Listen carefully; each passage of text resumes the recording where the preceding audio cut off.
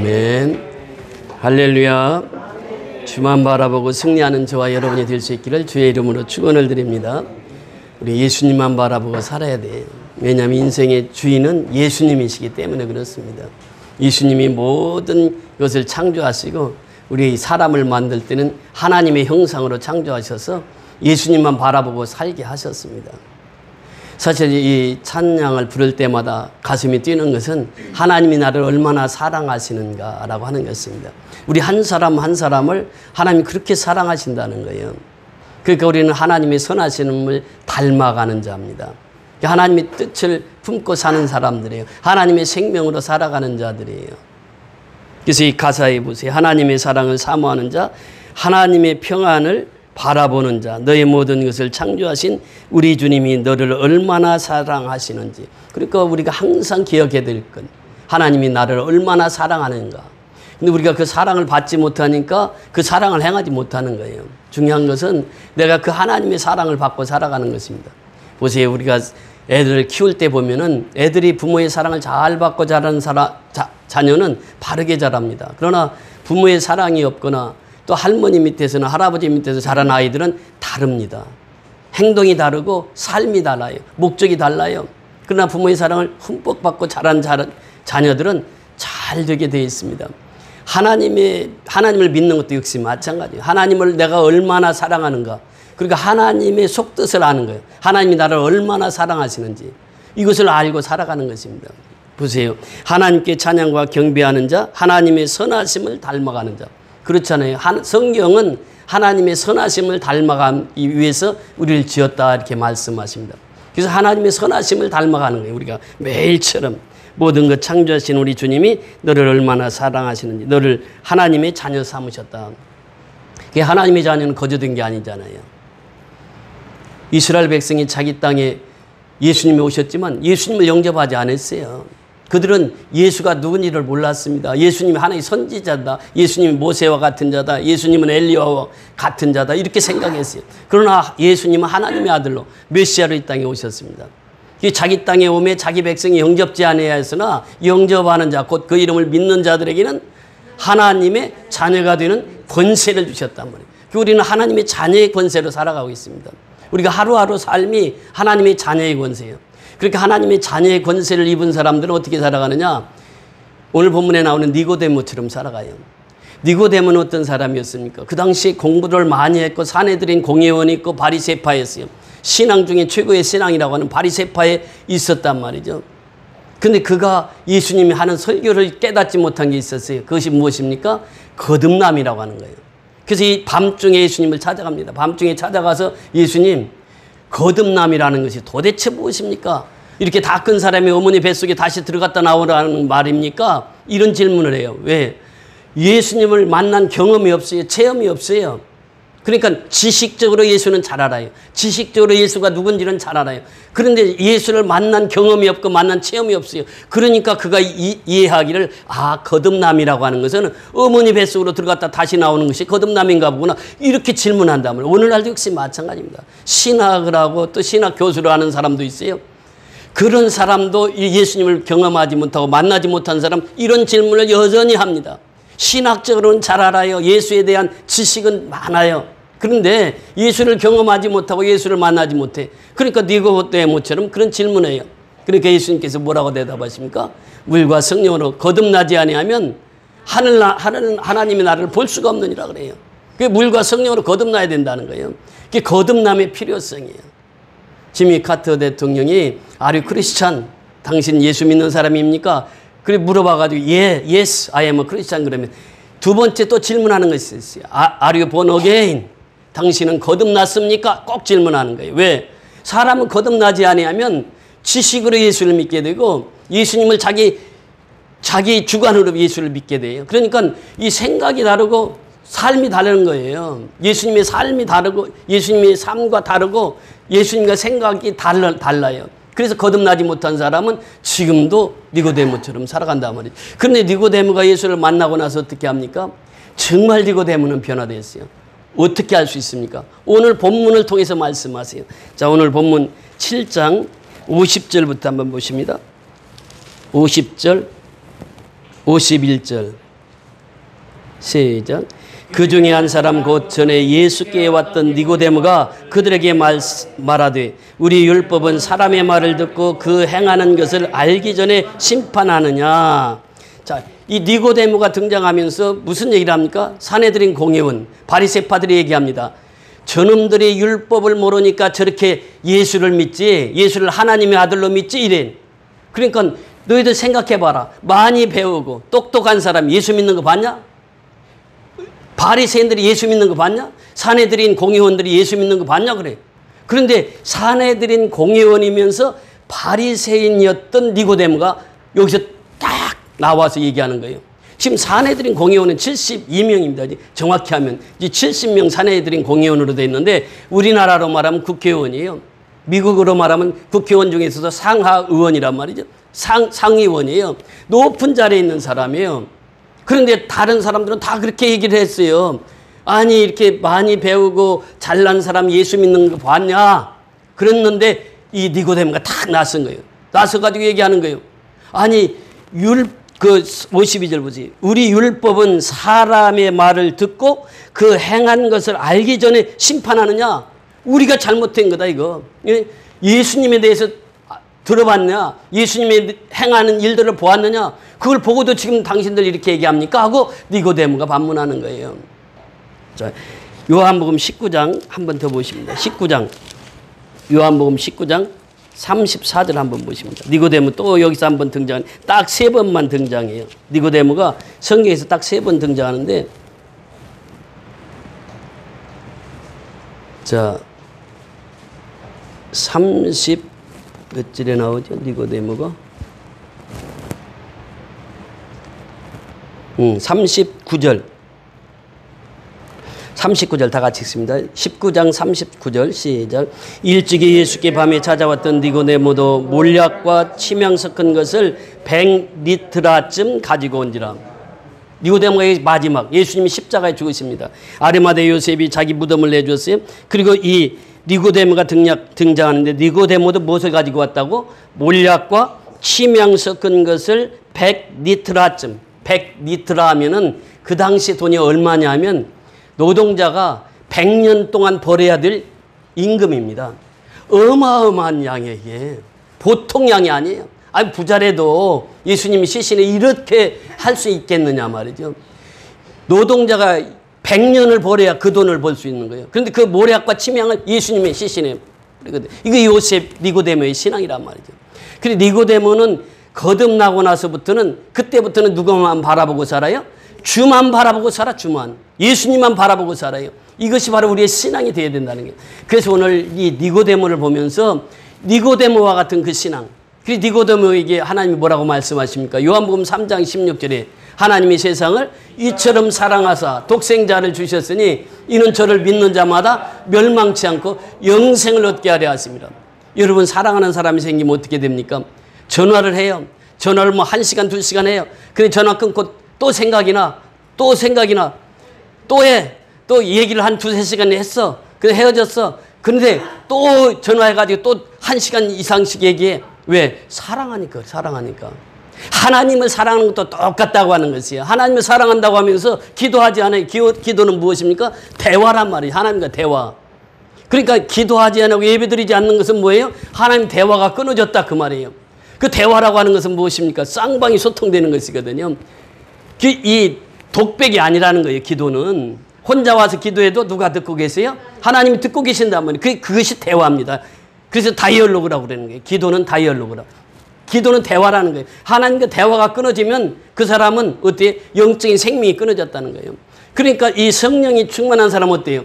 날마다 주님 앞에 부르짖고 날마다 주님 앞에서 예배드리기를 소원하는 자예요. 그러니까 우리가 찬송을 불러도요, 자기 목청껏 찬송을 불러요.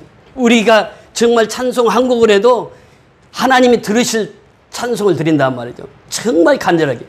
양권사님께 매주마다 새로운 것을 가르쳐 주잖아요. 나는 몰라도 크게 불러. 왜냐면 틀려도 좋아. 아이, 크게 불러야 돼, 찬송. 거듭난 사람은요, 찬송 부르는 거 보고 알아요. 그 교회 가서 신앙을 점검할 때 딱 찬송 소리 들어보면 그 교회의 영적인 수준을 알 수가 있어. 찬송은요, 내가 배에서부터 목청이 터지도록 하는 게 찬송이에요. 그 거듭난 사람은 그게 되는 거예요. 그렇게 해서 하나님께 집중을 해요. 그러니까 하나님이 무슨 말씀을 하실까? 그 집중해요. 미얀마 양건 선교연합교회에 그 찬양만 하면 여기 힘줄이 탁 튀어나오는 어린이가 있었어요. 걔가 이제 요즘에 들어보니까 17살이 됐는데 벌써 결혼했어. 결혼해서 부인이 있고 그 밑에 또 여동생이 하나 있었는데 여동생 그것도 또 결혼해가지고 15살인가 결혼해가지고 처음 다 결혼했더라고. 그분 아버지는 기타리스트라고 양곤에서 유명한 그 밤무대의 기타리스트였어요. 아니 그 친구는요 한국 노래도 그냥 쳐. 아리랑 부르니까 아리랑 불러보래. 걔 부르니까 기타로 쳐버려 그냥 그 자리에서. 듣고는 그냥 그대로 쳐. 근데 그 아들이 17살 먹었는데 결혼하고 15살 먹은 딸이 다 결혼했더라고 벌써.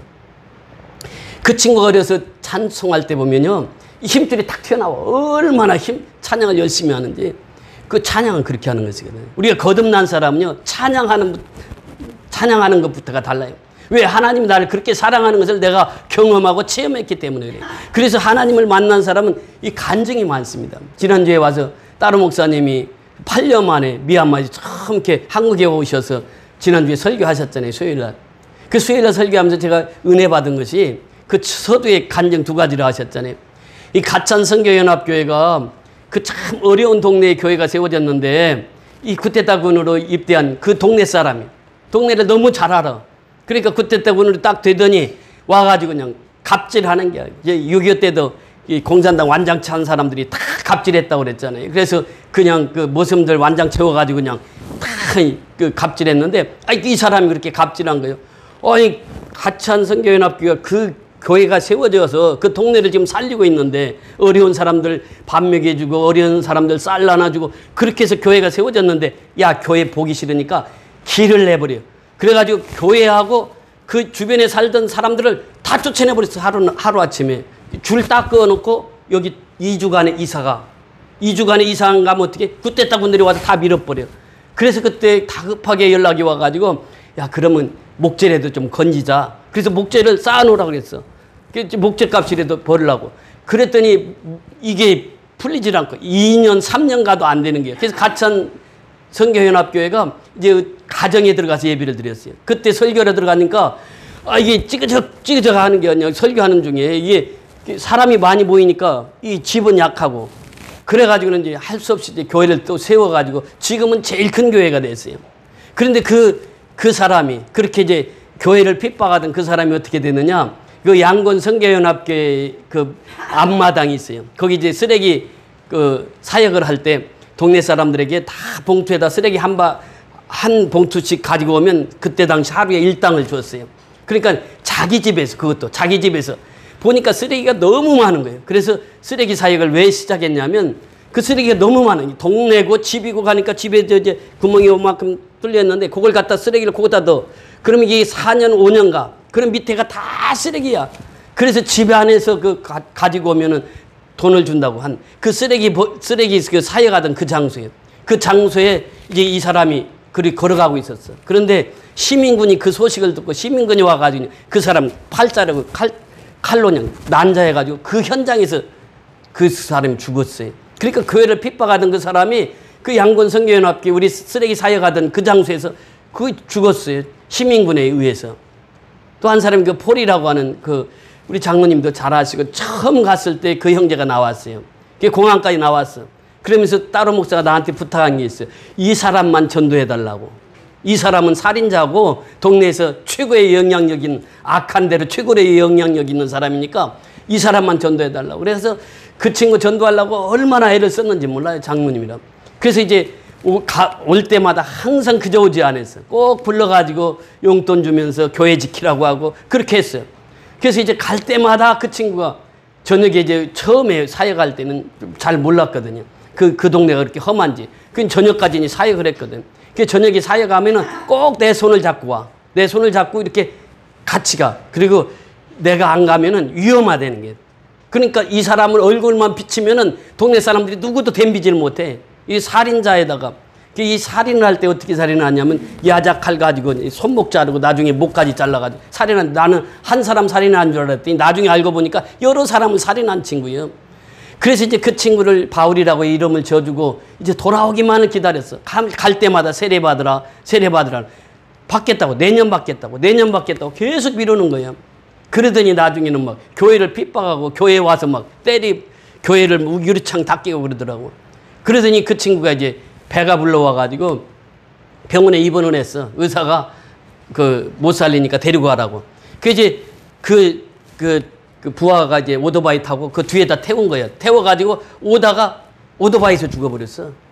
그러니까 이 양곤교회나 가창교회를 보면서 뭘 깨닫게 되느냐 하면 교회를 핍박하는 사람들이 그렇게 안타깝게, 제가 늘 그 바울만 보면 그렇게 좀 눈물이 나는데 그 친구를 구원하지 못한 것. 그 친구를 구원했으면 그렇게 빨리 안 갔을 거예요. 지금 살았어도 한 50세밖에 안 됐을 거예요. 근데 그 친구가 그렇게 죽었어. 그러니까 둘 다 가찬 교회를 핍박하던 사람도 양곤교회 핍박하던 사람도 다 그렇게 비운해 가더라고요. 그 보면서 무엇을 느끼느냐면 하나님의 사랑이에요. 하나님이 얼마나 교회를 사랑하고 계시는가. 하나님이 우리를 얼마나 사랑하고 계시는가. 이것을 깨닫는 것이 예수님께서 말씀하십니다. 명절 끝날에 그 말씀하셨어요. 7장 37절부터 보면 명절 끝날 곧 큰 날에 예수께서 외쳐 이르시되 누구든지 목마르거든 내게로 와서 마시라. 누구든지 다 초청을 했거든요. 내게로 와서 마시라. 그러면서 나를 믿는 자는 뭐와 같이 성경의 이름과 같이 그 배에서 무엇이 흘러나리라? 생수의 강이 흘러나리라 그래서 생수의 강이. 그 생수의 강이 뭐냐? 38절에 보니까 39절에 보니까 뭐라고 그랬습니까? 이는 그를 믿는 자들이 받을 성령을 가리켜 말씀하신 것이라. 성령을 가리킨 거예요. 그렇게 성령을 가리키는 이 생수의 강이에요. 내 배에서 생수의 강이 흘러넘친다는 게 누구든지 예수님 앞에 오면은. 그래서 예수님이 초청하는 거잖아요. 수고하고 무거운 짐진 자들아 다 내게로 오라. 내가 너희를 쉬게 하리라고 초청을 하신다면 예수님이. 그러면서 그 생수의 강, 즉 성령에 충만한 사람을 통해서 하나님께서는 일하신다는 거예요. 생수의 강이 너에게 흘러넘치리라 이렇게 말씀하십니다. 이 생수강이라고 하는 것은 에스겔서 47장에 보면 성전에서 물이 나오잖아요. 물이 나와서 1천척을 가니까 발목에, 1천척을 가니까 무릎에, 1천척을 가니까 허리에 찼단 말이죠. 여기까지 단계는 사람이 발을 땅에 딛고 서 있는 단계입니다. 그렇잖아요. 물속에 들어가도 발을 딛고 땅에 서 있는 상태예요. 그런데 더 1천척을 가니까 어떻게 됐다고요? 그 물이 키가 넘쳐서 수영하지 않으면 그 강을 건널 수가 없어. 이때부터는 자유롭지 못합니다. 왜? 발이 떠야 돼. 수영을 못하면 물에 빠져 죽어. 맥주병 빠져 죽는 거예요. 그냥. 그러니까 수영을 한다고 하는 것은 뭐예요? 발이 땅에서 떨어졌다는 거예요. 이것을 무엇으로 표현하냐면 성령 충만으로 표현합니다. 성령 충만하면 내 뜻대로 사는 게 아니에요. 발이 떠 있다고 하는 거예요. 그러니까 우리가 믿음에도 단계가 있다는 거예요. 발목의 단계, 또 무릎의 단계, 허리의 단계가 있다는 거예요. 여기까지는 내 발로 서 있을 수 있어. 내 뜻대로 할 수가 있어. 근데 이것이 이제 물이 넘쳐가지고 발이 둥 떴다 그러면 어떻게 해야 돼요? 물에다 내 몸을 맡겨야 돼. 물에다 내 몸을 맡겨야 그 사람이 수영을 할 수가 있어요. 내 뜻, 내 의지대로는 안 되는 거예요. 이게. 그래서 성령의 충만함이라는 건 바로 그거라는 거예요. 내 힘이 전혀 들어가지 않아. 오직 성령께서 나를 주관해서 성령이 나를 이끌어 가시는 거예요. 이것이 이제 물의 비유를 통해서 우리에게 말씀하시는 거예요. 그러니까 이 말씀을 했을 때에 이 성령의 역사가 언제 크게 역사했느냐? 오순절이란 말이죠. 오순절 성령이 임하는데 성령이 임할 때 어떤 역사가 일어납니까? 바람같이 불같이 임했다. 성령이 불의 혀같이 임했다. 그렇게 성령은 뭘로 표현합니까? 바람으로 표현해요. 지금 에어컨이 지금 돌아가고 있습니다. 에어컨 바람이 있는 것을 어떻게 알 수가 있어요? 여기 흔들린단 말이에요. 흔들리니까 바람 부는 걸 알 수가 있어. 바람은 눈에 보이지 않아. 그러니까 흔들림을 통해서 우리가 체험을 할 수가 있다. 바람같이 임한다. 또 불같이 임한다고 하는 거예요. 불은 뭐예요? 태우는 속성이 있습니다. 우리의 더럽고 추한 모든 것들을 다 태워버린다고 하는 거예요. 그래서 성령 충만함을 받으면 바람같이 임하는 성령을 경험하게 되는 거예요. 불같이 임하는 성령을 경험하게 되는 거예요. 기름같이 임하는 성령을 경험하게 된단 말이에요. 기름 보세요. 지난주에도 말씀을 드렸잖아요. 배도 자동차도 비행기도 기름 없이 갈 수 있다고요? 없단 말이죠. 아무리 좋은 차도 기름 없으면 갈 수가 없어요. 기름은 뭐냐? 능력을 말하는 거예요. 성령은 우리에게 능력을 주세요. 그래서 우리가 항상 암송하는 사도행전 1장 8절에 보면 오직 성령이 너에게 임하시면 너희가 무엇? 권능을 받고 예루살렘과 온 유대와 사마리아와 땅끝까지 이르러 내 증인이 되리라. 그렇게 성령이 충만한 사람은 항상 증인의 삶을 산단 말이죠. 증인의 삶이라고 하는 것은 무엇입니까? 하나님이 나를 얼마나 사랑하셨는가를 깨달은 사람이요. 나도 그 하나님을 사랑해. 하나님 얼마나 사랑하셨습니까? 우리가 성찬을 떼면서 경험했잖아요. 예수님의 몸이란 말이죠. 떡은 예수님의 몸이요. 그러면서 예수님께서 십자가에 달리시기 전날 이 성찬을 제정하시잖아요. 그리고 예수님께서 떡을 떼서 제자들에게 나눠주면서 이 떡은 내 몸이다. 내 몸이다. 너희는 이 떡을 먹을 때마다 내 몸을 기념하라. 그래서 예수님이 어떻게 십자가에 죽으셨어요? 십자가에서 달리셔서 이제 양손 양발에 못을 박히고 허리에는 창을 받아서 물과 피를 다 쏟으셨단 말이에요. 이것을 기념하는 것이 뭐냐면 성찬이란 말이에요. 성찬. 떡을 떼면서 예수님이 내 죄를 위해서 죽으셨고 또 잔을 마시면서 예수님께서 내 죄를 위해서 피를 흘리셨어. 그래서 내가 살게 되었어. 이것을 기념하는 것이 성찬이란 말이죠. 그러니까 우리는 매주 성찬을 행하면서 무엇을 깨닫게 됩니까? 하나님의 그 큰 사랑을 깨닫게 돼요.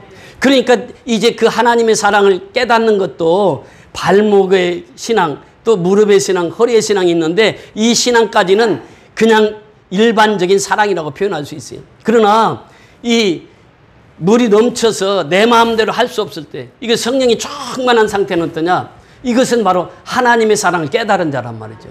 하나님의 사랑을 깨달은 자는 성령이 충만한 자예요. 그 사람은 오직 십자가만 바라보고 살아요. 예수만 바라보고 산단 말이죠. 그러니까 예수님께서 이 설교를 하고 나니까 논쟁이 붙습니다. 그거 보세요. 40절 이하 보십니다. 40절부터 44절까지 쭉 보십니다.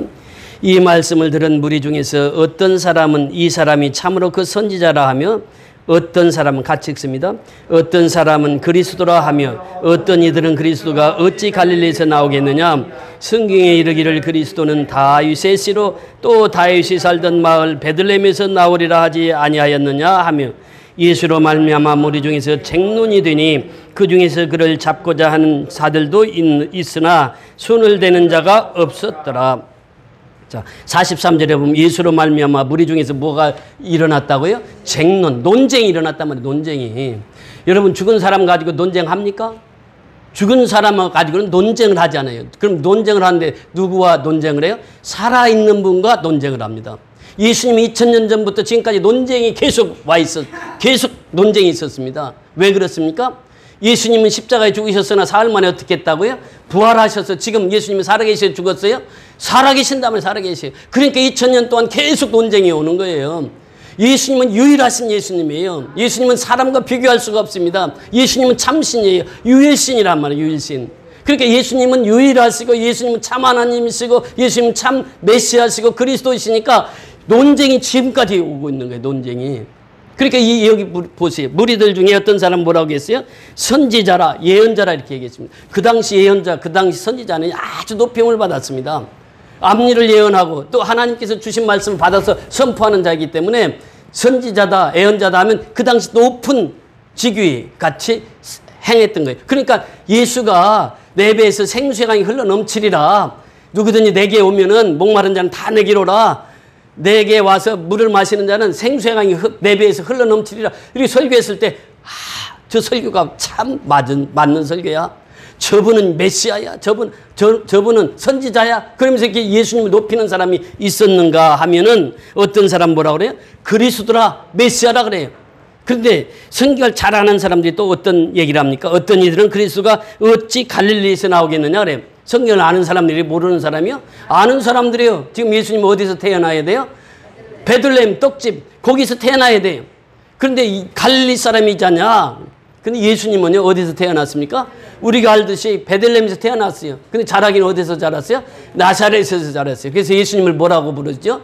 나사렛 예수라 이렇게 부르는 것은 태어나기는 베들레헴에서 태어났지만 자라기는 나사렛에서 자랐거든. 그러니까 나사렛 사람 그 사람이 어떻게 메시아가 될 수 있느냐? 어떻게 그리스도가 될 수 있느냐? 누가 그랬다고? 유대인들이 그런 거예요. 유대인들이. 성경을 잘 아는 유대인들이 바리새인들이 그랬단 말이에요. 대제사장들이 그랬단 말이죠. 그러면서 예수를 비하하는 거예요. 예수님 메시아 아니다. 지금 이렇게 얘기하는 거예요. 그래서 논쟁이 붙은 것입니다. 42절에 보니까 성경에 이르기를 그리스도는 다윗의 씨로 또 다윗이 살던 마을 베들레헴에서 나오리라 하지 않아야 하였느냐 하면 예수로 말미암아 무리 중에서 책론이 되니 그 중에서 그를 잡고자 하는 자들도 있으나 손을 대는 자가 없었더라. 자, 그 다음에 오늘 본문 45절 보십니다. 시작. 아랫사람들이 대제사장들과 바리새인들에게 오니 그들이 묻되 어찌하여 잡아오지 아니하였느냐. 아랫사람들은 하인이라고 표현하기도 하고 대제사장과 함께 또 이 바리새인들과 함께 일하면서 대제사장이 명령을 내리는 거예요. 나 누구 잡아와라. 잡아오면은 그 값을 줍니다. 잡아오는 값을 줘. 그러니까 너 예수 잡아와. 그리고 누가 명령했어요? 대제사장과 바리새인들이 명령을 했어요. 너 예수 잡아와. 그러니까 하속들이 어떻게 했어요? 잡아왔어요? 못 잡아왔어요? 못 잡아왔어. 그러면서 하는 말이 뭐예요? 46절 핵심 구절입니다. 46절 다 같이 읽습니다. 시작. 아랫사람들이 대답하되 그 사람이 말하는 것처럼 말한 사람은 이때까지 없었나이다 하니. 자, 하속들이 갔어요. 하인들이 갔어요. 예수 잡으러 갔어요. 갔는데 예수님이 설교를 들으니까 지금까지 바리새인들이 했던 설교, 사두개인들이 했던 설교, 대제사장이 했던 설교, 비교가 안 돼요. 비교가. 그분은 참 하나님이시다라는 것을 이 하속들이 깨달은 거예요. 그래서 감히 잡지를 못했더라. 하속들이 가서 못 잡았어. 이 잡아가야 자기들 일당 받거든. 근데 못 잡아갔어. 그냥 갔어. 그냥 가면서 하속들이 얘기하는 게 그분은 참 메시아십니다. 그분은 유일하신 예수님이십니다. 그분은 유일하신 하나님이십니다. 이것을 그들이 깨달았단 말이에요. 그들이 경험했단 말이죠. 예수님의 설교를 듣고. 한 구절에서 그 속에 나오잖아요. 그러면서 47절 보세요. 시작. 바리새인들이 대답하되 너희도 미혹되었느냐? 당국자들이나 바리새인 중에 그를 믿는 자가 있느냐? 율법을 알지 못하는 이 무리는 저주를 받은 자로다 그래. 그러니까 그 바리새인들이 얘기하잖아요. 지금 당국자들이나 너희들 또 그에게 미혹되었느냐? 예수에게 미혹되었느냐? 예수님 잡아오라고 그랬더니 예수님 설교 듣고 거기 빠졌느냐? 예수님께 빠졌느냐? 그런 뜻이에요. 그러면서 율법을 알지 못하는 이 무리는 뭐라고요? 저주받은 자다. 그래서 저주를 하는 거예요. 근데 그때 니고데모가 나타나서 그 얘기를 하잖아요. 왜 당신들은 예수님의 말 들어보지도 않고 설교 들어보지도 않고 또 예수님이 행하신 일 보지도 않고 그렇게 예수님을 저주할 수가 있습니까? 그분이 메시아라면 어떻게 할 것입니까? 그러면서 니고데모는 자기 신앙을 감추지 않아요. 참 이 어려운 장소거든요. 70명 있는 중에서 딱 니고데모만 나서서 이 얘기를 해요. 예수를 변론하잖아요. 예수를 증거하잖아요. 그러니까 우리가 신앙이라고 하는 것은 바로 그래요. 우리가 예수를 만난 경험이 없으면 그냥 우리가 예수를 아는 지식으로 끝이 난단 말이죠. 근데 예수를 경험하고 예수를 체험하면 그때부터 어떻게 산다고요? 정말 예수만 증거하고 살아요. 자, 마지막 절 보세요. 자, 52절 보세요. 52절 시작. 그들이 대답하여 이르되 너도 갈릴리에서 왔느냐? 찾아보라. 갈릴리에서는 선지자가 나지 못하느니라 하니라. 갈릴리에서는 선지자가 날 수가 없다는 거예요. 그런데 성경에 보니까 어떠냐? 갈릴리에서 선지자들이 나왔습니까? 안 나왔습니까? 많은 갈릴리에서 선지자들이 나왔어요. 누가 갈릴리에서 나왔느냐 하면은 그 구약에 보면 그 갈릴리에서 나온 그 선지자들이 있는데 그들은 요나, 우리가 잘 아는 물고기 뱃속에서 사흘 만에 건짐을 받은 요나, 갈릴리 출신입니다. 또 우리가 잘 아는 호세아가 갈릴리 출신입니다. 또 더 나아가서 나움 선지자, 갈릴리 출신이에요. 그리고 이제 정확하지는 않지만 엘리야나 엘리사도 갈릴리 사람으로 추정을 하고 있습니다. 이 갈릴리라고 하는 것은 뭐예요? 아주 촌구석이라고 얘기했잖아요. 아주 촌구석이. 그런데 여기서 다 인물들이 나왔어. 갈릴리 선지자들이 나왔어. 근데 여기서는 뭐라고 그래요? 너희들이 갈릴리에서 왔느냐? 찾아보라. 갈릴리에서 선지자가 나지 못하느니라. 이렇게 알고 있단 말이죠. 바리새인 사두개인들은. 그런데 실제로 갈릴리에서 이렇게 많은 인물이 나왔다고 하는 것입니다.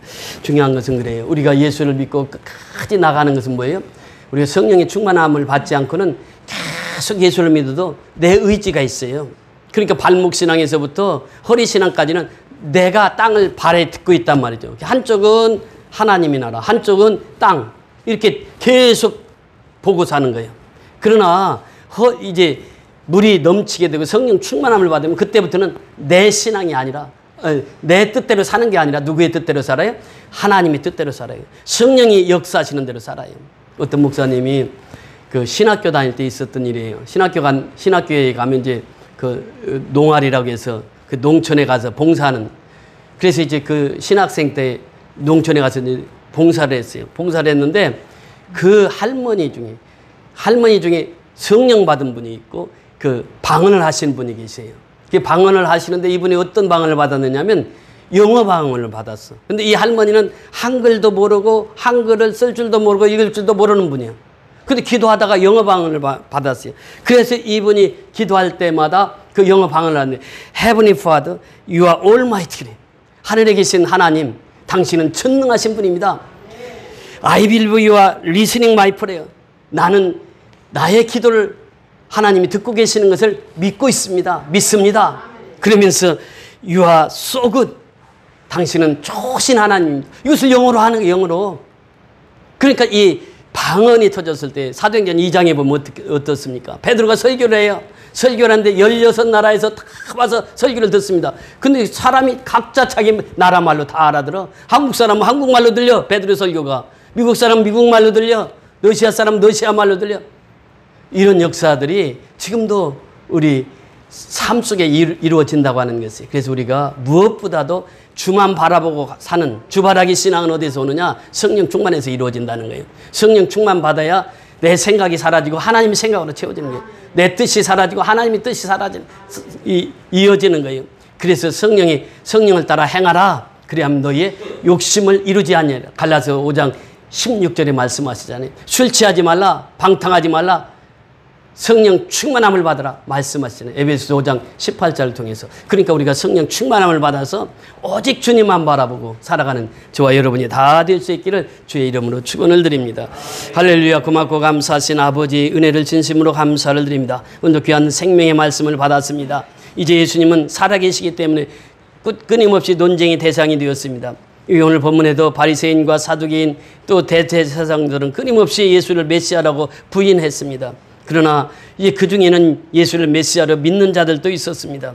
우리가 오늘날 예수를 믿으면서 주님만 바라보고 산다고 하는 것은 무엇입니까? 우리가 발목신앙을 지나서 이제는 허리신앙을 지나서 이제는 수영하지 않으면 건널 수 없는 그 강을 건널 때 발이 땅에서 떨어지는 삶을 살게 되는 줄 믿습니다. 우리가 성령 충만해서 내 뜻대로 내 자의대로 살지 아니하게 하시고 성령의 인도하심을 따라 살아가는 복된 성도의 삶 되게 축복하여 주시옵소서. 너는 성령을 행하라, 성령을 쫓아 행하라 말씀하셨습니다. 그러면 육체의 욕심을 이루지 않는다고 말씀하셨사오니 날마다 성령 충만해서 예수만 바라보고 예수만 증거하며 살아가는 복된 성도의 삶 되게 축복하여 주시옵소서. 특별히 어제부터 이제 미얀마 선교가 시작되었습니다. 아버지 하나님, 이제 제30자 미얀마 선교를 축복하여 주셔서 미얀마 선교를 통해서 놀라운 하나님의 역사가 펼쳐지게 인도하여 주시옵소서. 또 많은 선교 동역자들이 참여해서 이번 30차에도 하나님 넉넉하게 이루어지게 축복하여 주시옵소서. 예수 그리스도의 이름으로 감사하고 축복하며 기도드리옵나이다. 아멘.